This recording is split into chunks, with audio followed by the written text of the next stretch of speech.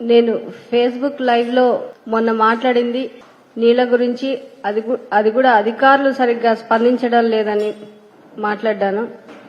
కానీ yellow media almost ఒక రోజంతా ఇంకేం న్యూస్ లేనట్టు, నేనేదో జగనన్నను వ్యతిరేకిస్తున్నట్టు, మరి అదే వీడియోలో నేను క్లియర్ గా జగనన్న స్ఫూర్తితో మేము ముందుకెళ్తున్నాం అనే విషయం కూడా చెప్పడం జరిగింది. మరి అవన్నీ కట్ చేసి, మరి నేను ఎవరినైతే ఉద్దేశించి మాట్లాడ్డానో వాళ్ళు కాకుండా దానికి జగనన్న ఆపాదించి ఈరోజు yellow media almost 1 full day ఇంకేం పని లేనట్టు నా మీదే ఫోకస్ పెట్టారు. నేను 2014 ఎలక్షన్స్ కన్నా ముందు జగనన్నని కలిసినప్పుడు ఫస్ట్ ఇంప్రెషనే ఇలాంటి నాయకుడితో మనం ఫ్యూచర్ ఇలాంటి నాయకుడితో నడవాలి. దానికి కారణం ఏంటంటే ఆ రోజు మాతో డిస్కస్ చేసినప్పుడు ఆయన విజన్ ఏంటి, రాష్ట్రంలో ఉన్న పేదవాళ్ళని ఎలా ఆదుకోవాలి, అవన్నీ ఆ రోజు ఫస్ట్ డేనే మాతో డిస్కస్ చేయడం జరిగింది. అది నమ్మే ఈరోజు మేము పార్టీలో ఇన్ని సంవత్సరాలు కూడా ఆయన వెంట నడిచాము. మరి వారి కుటుంబ సభ్యులాగా, ఆయన సొంత చెల్లిలాగా నన్ను చూసుకున్నారు. అదే లైవ్ వీడియో అంటే, ఫేస్బుక్ లైవ్ అంటే ఒకసారి లైవ్ ఇచ్చిన తర్వాత దాన్ని మార్చేదేం ఉండదు. మరి ఆ లైవ్ లో నేను ఎవరి గురించి ఏం మాట్లాడానో క్లియర్ గా అందరికీ తెలిసినప్పటికీ కూడా అది జగనన్న మీద ఆపాదించి మాట్లాడడం. అలాగే ఈరోజు దళిత మహిళా ఎమ్మెల్యే ప్రశ్నించడమే నేరమా అని చెప్పి ఈనాడు పేపర్లో ఒక టైటిల్ పెట్టారు. నేను ఎవరిని ప్రశ్నించాననేది క్లియర్ గా రాయాలి. ఎందుకంటే నేను ప్రశ్నించింది, పోరాడుతుంది అధికారులతోనే, జగనన్నతో కాదు. జగనన్న దగ్గరికి వెళ్తే, సీఎం ఆఫీస్కి వెళ్తేనే పనులు అవుతున్నాయని చెప్పాను. అంటే జగనన్న దగ్గరికి వెళ్తేనే పనులు అవుతున్నాయి. ప్రతి చిన్నది అంటే డిస్టిక్ లెవెల్లో అయిపోవాల్సింది కూడా ప్రతి చిన్నదానికి నేను సీఎం ఆఫీస్కి వెళ్లాల్సి వస్తా ఉంది అని ఒక బాధ తప్ప, ఒక వారం రోజుల నీళ్ళకు కూడా అధికారులను అడిగితే కుదరదని చెప్పడము, ఇవన్నీ నాకు కొంచెం బాధ అనిపించి నేను మాట్లాడ్డాను. అధికారులు కూడా ఒత్తిళ్లకు లోనవుతా ఉన్నారు. వాళ్ళు ఒత్తిళ్లకు లోనయ్యి, అంటే ఏ నియోజకవర్గ ప్రయోజనాల గురించి ఆ ఎమ్మెల్యేలు పోరాడతారు కాబట్టి అదే విధంగా నేను కూడా పోరాడుతా ఉన్నాను. అయితే ప్రతిసారి ఇక్కడి వరకు రావాల్సి వస్తుందని ఒక బాధతో నేను ఆ రోజు ఫేస్బుక్ లైవ్ పెట్టడం జరిగింది.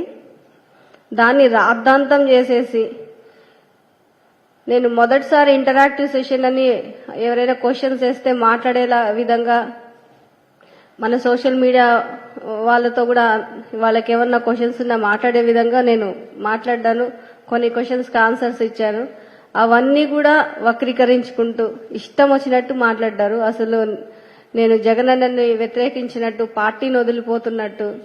అంటే నేను ఏదో పెద్ద ఫ్యూచర్ను ఊహించేసుకుని నేను ఈ పార్టీలో ఏదో చాలా అయిపోవాలన్న ఉద్దేశంతో రాలేదు. కేవలం జగనన్న చెప్పిన పని చేయడం, ప్రజల్ని ఎలా ఆదుకోవాలి, జగనన్న చెప్తే ప్రజలకు తోడుగా మాకొక నియోజకవర్గం అప్పచెప్పారు. ఆ నియోజకవర్గంలో ప్రజలు బాగుపడే విధంగా మేమేం చేయగలం, అవి మాత్రమే చేసుకుంటూ వెళ్ళాము. అది మాత్రమే నేను వర్క్ చేశాను. మరి ఈరోజు అలాంటప్పుడు నాకు చాలా ఫ్యూచర్ నేనేదో ఊహించుకోలేదు, నేనేదో మంత్రి అయిపోవాలనో ఇంకోటో ఇలాంటి ఆలోచనలు కూడా నాకు ఎప్పుడూ లేవు.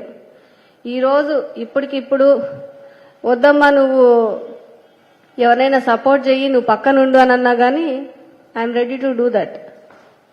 అంత మేము విధేయులుగా ఉన్నప్పుడు ఈరోజు పార్టీని వీడిపోతా ఉన్నారు, జగనన్నను వ్యతిరేకించారని మాట్లాడడం నాకు చాలా ఆశ్చర్యంగా ఉంది.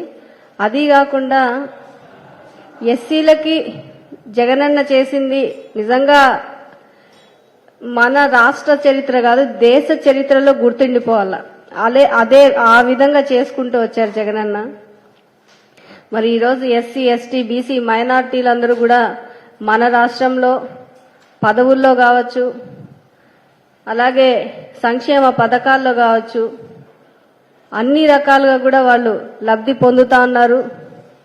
వాళ్ళందరూ కూడా చాలా సంతోషంగా ఉన్నారు.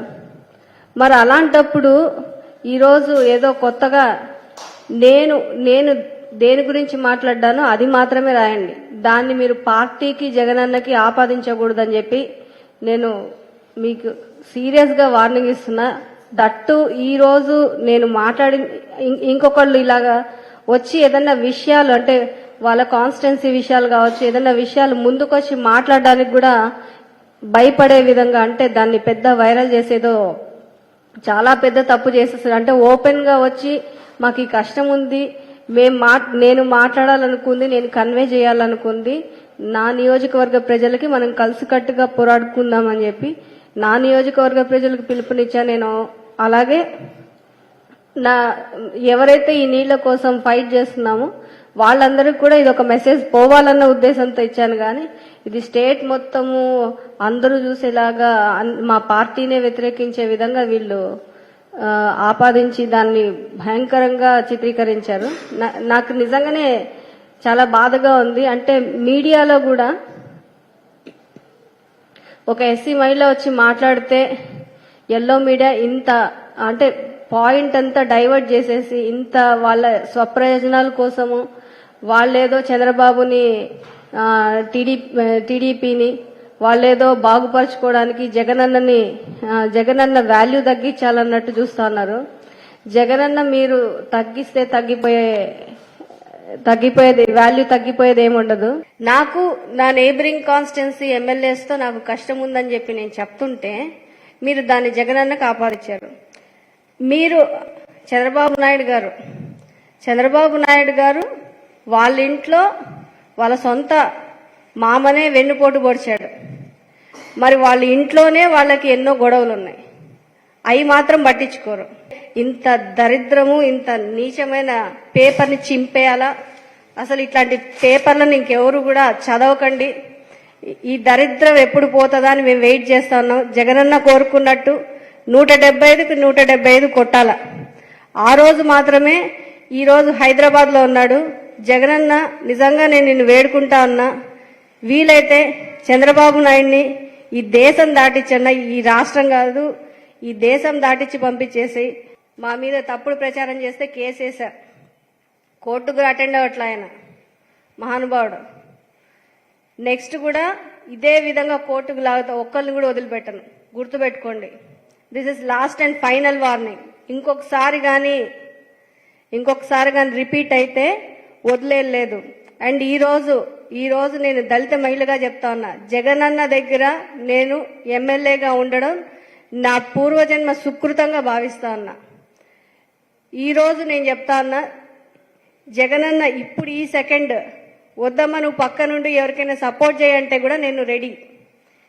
అంతేగాని మీ ఇష్టం వచ్చినట్టు జగనన్నకి నాకు దూరం చేసే విధంగా మీరు ఎలాంటి వాళ్ళంటే కడుపులో ఉన్న బిడ్డకి తల్లికి కూడా గొడవ పెట్టే రకాలు మీరు అలాంటి ప్రచారాలు చేస్తారు. కానీ ఈరోజు మళ్ళీ చెప్తున్నా, ప్రజలందరినీ వేడుకుంటాను, ఆ లైవ్ నేను ఏదైతే ఇచ్చానో ఫస్ట్ నుంచి లాస్ట్ వరకు 1 గంట ఉంది, మొత్తం చూడండి. ఎవరు ఏం వక్రీకరించారో మీకు అర్థమవుతా ఉంది. ఎప్పుడు చూసినా ఈ ఎల్లో మీడియా ఇష్టం వచ్చి నీ కట్ చేసి వేసేది. యూటర్న్ తీసుకుంది పద్మావతి. ఏం యూటర్న్ తీసుకున్నాను నేను? జగనన్న ఏమన్నా అంటే కదా యూటర్న్ తీసుకోవడానికి. నేను అనలేదు. అననప్పుడు యూటర్న్ ఏంటి? రైట్ టర్న్ లోనే ఉన్నా నేను. ఎప్పుడు నేను రైట్ వేలోనే రైట్ పాత్ లోనే ఉన్నాను. ఈ రోజు చెప్తున్నా, ఇంకొకసారి నా జోలుకు వచ్చారంటే కోర్టుకి ఇడిస్తా ఒక్కొక్కడిని. గుర్తుపెట్టుకోండి.